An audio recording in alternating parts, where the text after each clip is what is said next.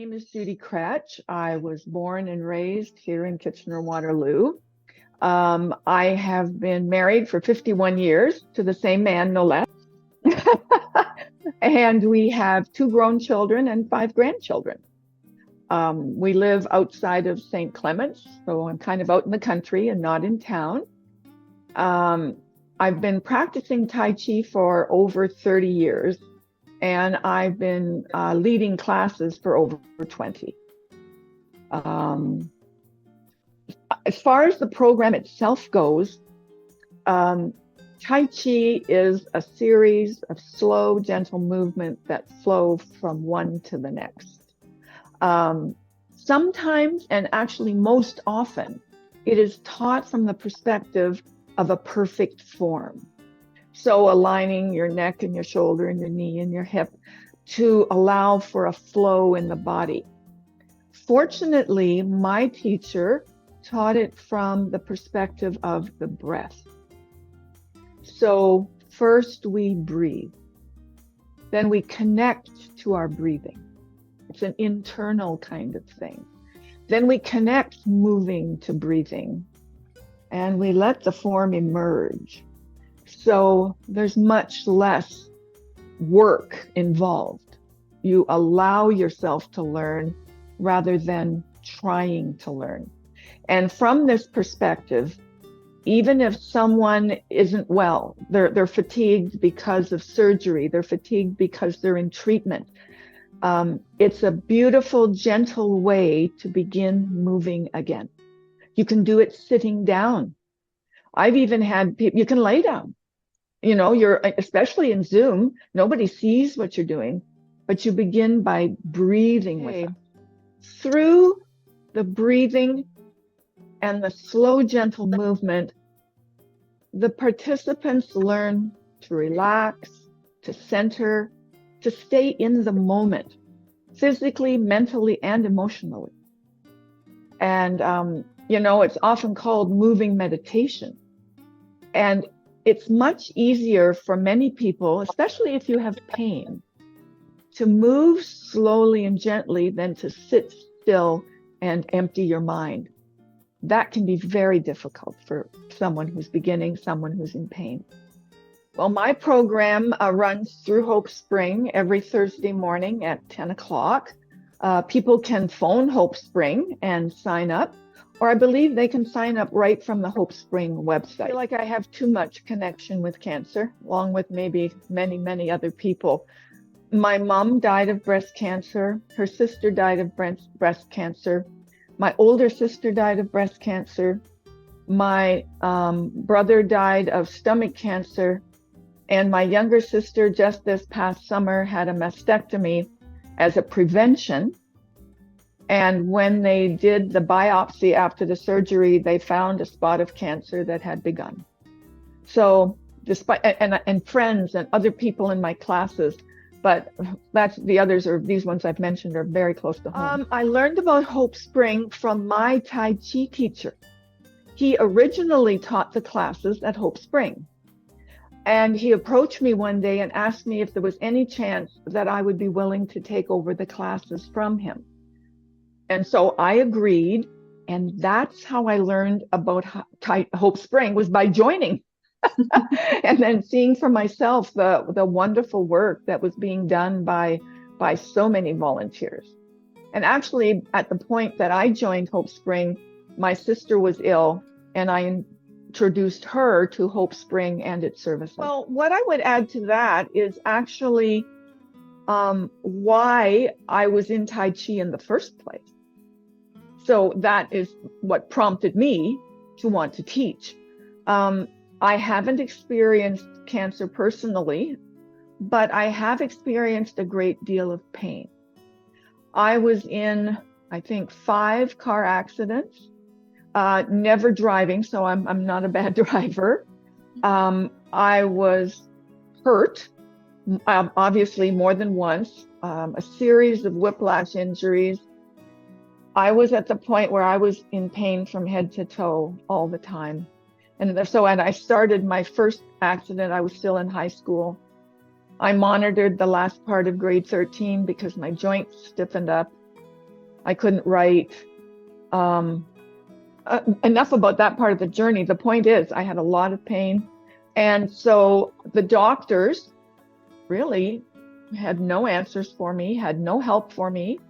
And finally, that doesn't make sense to me, go home and cope. And so in my searching, I found Tai Chi. And I was talking to a girl and said, do you think I could do it? She said, come meet my teacher. So I went, I started doing classes. The first thing I experienced was that first of all, I could do classes. I hadn't been able to do much of anything. And it took me about maybe like at the end of each class, I'd feel more relaxed than when I came in. So I thought, well, I'll keep doing it. After about 6 weeks, 8 weeks, I went to my teacher and I said, I don't know if I'm going to be able to stay. And breathe to the worst spot until it's not the worst spot. And so I just, from there, went forward. After, it took me at least 2 years. And then my husband noticed that I was getting better. He said, you're not going up the stairs on your hands and your knees anymore because you're so exhausted. You don't lie in bed in pain from head to toe all the time. And your headaches. I said, well, I still get headaches. I said, wait a minute. There's bigger spaces between my headaches, aren't there? I said, I'm actually getting better. Like when people have pain, they don't notice if they have a little less. They notice if they have a little more. And I was having a little less and a little less, but not that I noticed. And I got so excited by actually realizing that I was improving that I went and did more. And as I did more, my health is restored. At over 70 years of age, I feel much younger and more flexible than I did at 40 years of age. And this is why I want to share with all these people who are suffering the priceless gift that I found in Tai Chi. So you're sitting in your chair, your feet are flat on the floor. I often recommend a card table chair as well because there's no restrictions to it. You put one foot forward. You breathe in. You go to the bottom of the sea. So I'm just going down toward my foot. If you can't go that far, it's fine. As you breathe in, you lift the water into the sky. And then breathing out, you shower yourself with the water. And you feel how wonderful it feels.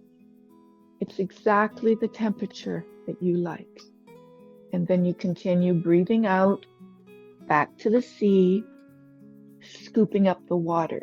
I talk usually in pictures so that people can allow their bodies to respond in the way that works for them. So then we would change feet and go to the other side. So now I'll put my chair back, at least out of the way, and say if people were standing. Now I'm going to say at the end of that breath, switch to the other foot. So now I'm going to put the other foot out. And I would breathe out. And if I can just go here, that's fine. Scoop up some water. The sea's as deep as you need it to be. You let the water cascade over your head, your back, your legs, your arms. And then you release your body again to the sea. And I say release. I don't say stretch. I don't want anybody to stretch. If you stretch an elastic, it snaps back. We're just letting go. And so you let go as far as your body will let go. You let your head dangle, your shoulders dangle. You scoop up the water and you do it once again. First class is the hardest class because you're trying to see what I'm doing. You're trying to follow me. And I always say that to new people that you're probably the only one listening. At least I hope so. If they start thinking, then they'll hear my voice and it'll take them back to the move, to inside, to the breath, whatever I'm saying at the moment. What the participants have experienced through coming to class actually motivates me to do more. My students motivate me, inspire me to just keep going. I'm doing the same thing all the time for over 30 years. And I'm seeing the results in them. Like I had one woman who I always ask, anybody have anything they want to share? This was when we were doing in-person classes. And one woman said to me, I do. I said, wonderful. What? She said, well, she said, I didn't notice something. My husband did. Oh, I said, I like it already. She said, I said, what did he notice? Well, he said the other day at breakfast, Diane, look at your hands.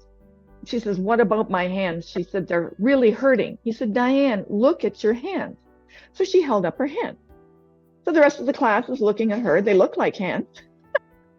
And we said, so she said, well, she said, my thumbs were like this before.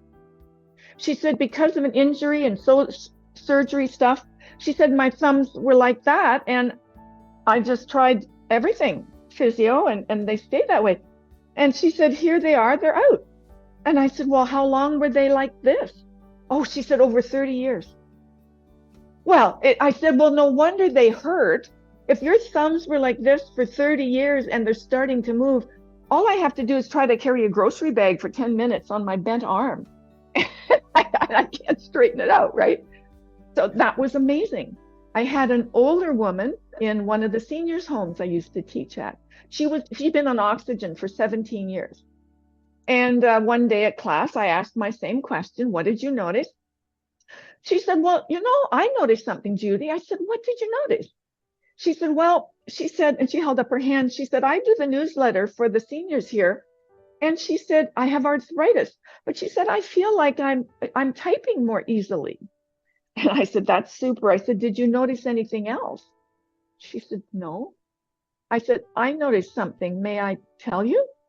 She said, okay. And I said, honestly, I don't usually pay enough attention to people to notice what you're doing. But because you're on oxygen and she wore the tube in her nose and she had the canister with her, so she was still doing Tai Chi. She would take it out while we would do the sitting parts, and she would put it in front of her. And then she hated it, she said. She'd hated it for 17 years. But then when we'd get up and start moving arms and stuff, she'd require more oxygen and put it back on. I said, well, Burl, I said, you did your whole soft exercises today without oxygen. She said, what? No. Oh, because it was still sitting there. And she said, wow. And she put her oxygen on right away. So it was, again, a number of months later, I think. She said, Judy, I have something to share. I said, okay, what? She said, I went to the doctor this week and he's turning down my oxygen because I'm getting too much. After 17 years. And an even more moving story for me was a woman in the class she'd been there and told me that she had finally, I guess her diagnosis for her cancer was that she had a cancer spitting tumor. And that meant that her tumor was spitting out mucus filled with cancer cells. And it had filled her abdomen. And they told her 10 years sooner they wouldn't do anything for her. And they said, all what we can do now is we would do surgery and we would remove as many organs as we can, as much of everything as we can that's been affected by the cancer. And then they would treat it with a kind of heat chemo or something while she was open. They couldn't do it otherwise. And she said, well, oh my goodness, right? She said, well, what if I don't want the surgery? He said, check into hospice. Like, there's no other option. So I said to her, I said, what are you going to do? Well, she said, I'm going to try. I said, good for you. And so she went away, had her surgery. It couldn't have been more than a month after her surgery. I saw her walking in over at the inn at Waterloo. She was using a walker. She would take 2 steps and stop and breathe. Take 2 steps and stop and breathe. And I went over and I spoke with her and we got on the elevator together. And I learned that they did this surgery. One of her problems breathing was that they'd taken out part of her diaphragm, part of her stomach, as I say, everything they could.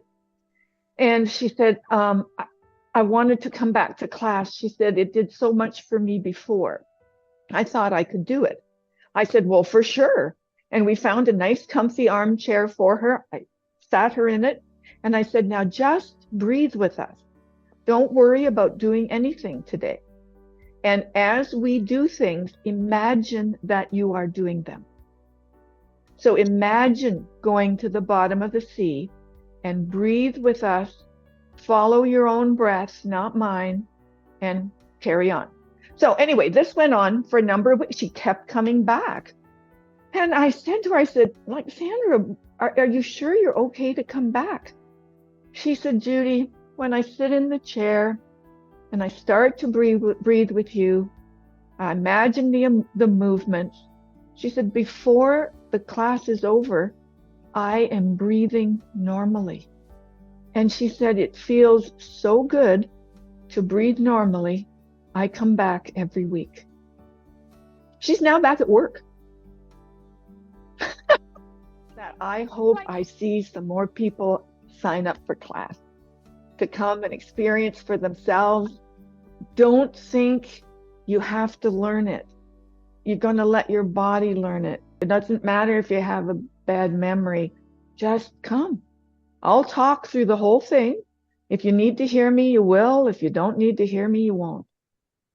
And I just love to see more people benefit